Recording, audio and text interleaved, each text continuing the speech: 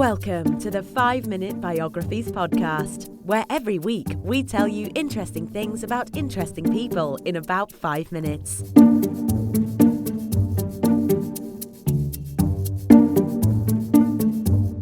And now here is your host, Wayne Armstrong. Hi, I'm Wayne Armstrong. Welcome to the 5-Minute Biographies podcast, episode 20, Claude Monet. Claude Monet is one of the most famous artists of all time. Born on November the 14th in 1840 in Paris, France, he was artistic even as a young child.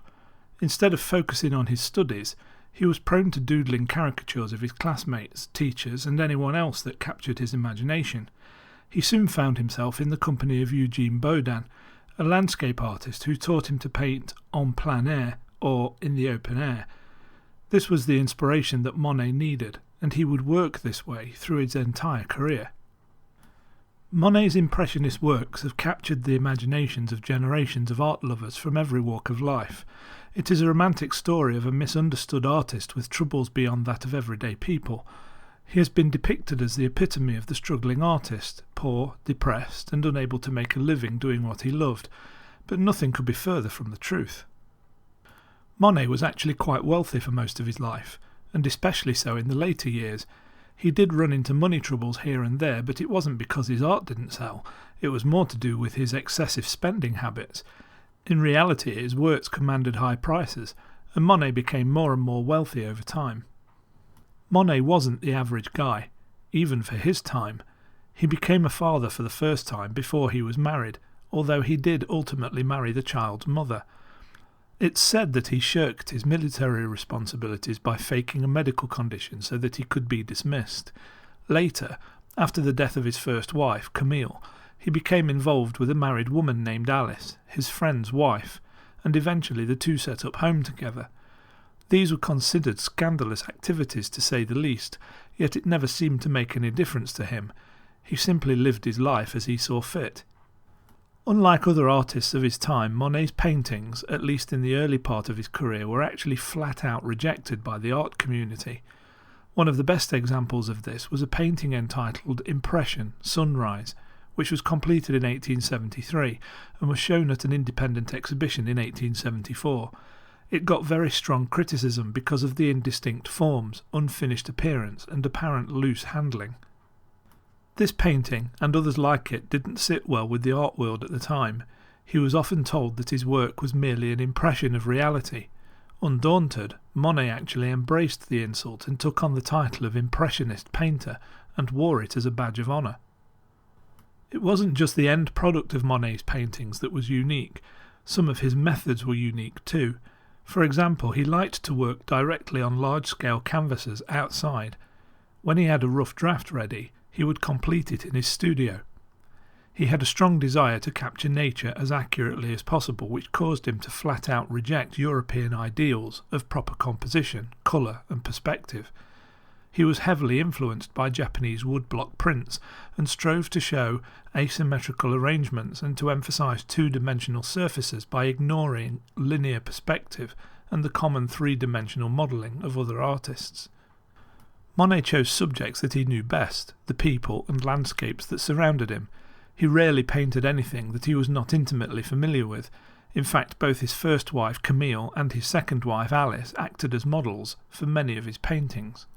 His landscapes document the journeys he, his family and friends took around the north of France and London during the Franco-Prussian War of 1870-71. By 1883, after he had returned to France, Monet had moved to a rural home in Giverny, where he spent the rest of his life. This is where he and his friends, including Manet and Renoir, would gather to paint and discuss life. Edouard Manet was a dear friend of Monet's, and he spent many hours observing and painting the Monet family. Renoir was also known to have spent countless hours painting in the gardens while Monet worked nearby and his family lounged about.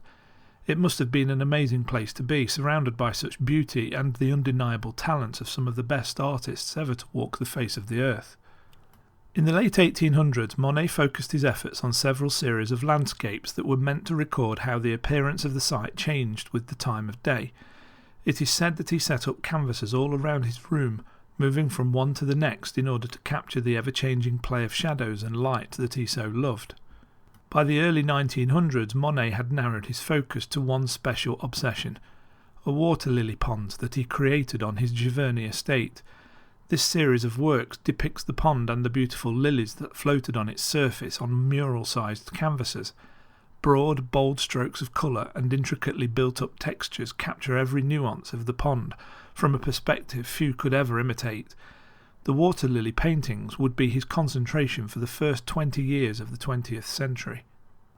Alice died in 1911, and only 3 years later Monet's eldest son also died. At around the same time, Monet's eyesight had started to deteriorate as he started to develop cataracts. In 1923 he had an operation to have them removed, and the effect this had on his paintings is very noticeable. The paintings done while he had cataracts had a distinct reddish tone to them, while the ones after they were removed were bluer. He even repainted some of his earlier works to correct the reddish tone. On the 5th of December 1926, after suffering from lung cancer, Claude Monet died. He was 86 years old. He's buried in the church cemetery at Giverny. I hope you enjoyed that episode of 5 Minute Biographies. If you'd like to see a transcript of the show, head on over to the 5 Minute Biographies website at www.5minutebiographies.com/episode 20. If you'd like to make a suggestion for a future biography, then please use the Suggest a Biography form on the site. If you get a spare few minutes, it would be really great if you could leave me an honest review on iTunes, and if you don't want to miss any future episodes, why not subscribe while you're there? You can also find us on Facebook and Twitter. Finally, why not check out our other podcast, 5 Minute History, which you can find on iTunes and at 5minutehistory.com. Thanks for listening, and I'll see you next week.